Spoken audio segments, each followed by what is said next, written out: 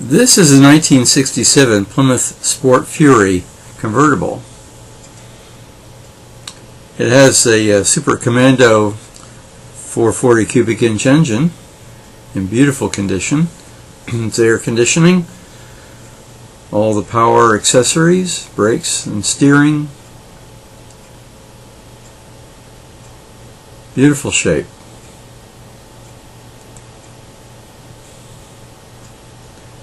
Underhood insulation. Now there's a little chair there that's a little bit in the way, but I think it'll look down the side, and there you see that left front tire doesn't have a wheel cover on it, and thereby hangs the tail, so we'll tell you that as we progress here with the car. Beautiful dark blue paint.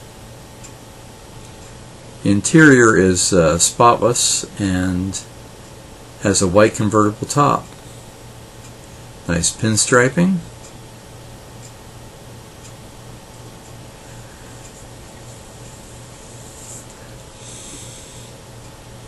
And look inside. Big bench seat there in the back, and in the front there are two bucket seats separated by something that could either be used as an armrest or as seating for a third passenger up front. Automatic, of course.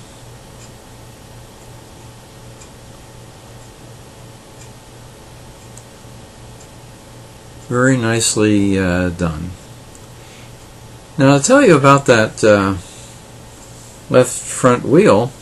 The driver and owner told me that on the way to the show he blew a front tire and was able to pull over the side of the road safely, fortunately, and change that tire. So the problem was not tread depth, but evidently it was the age of the tire. So he said that immediately he's going to change all those tires to brand new ones. And that's a warning to people.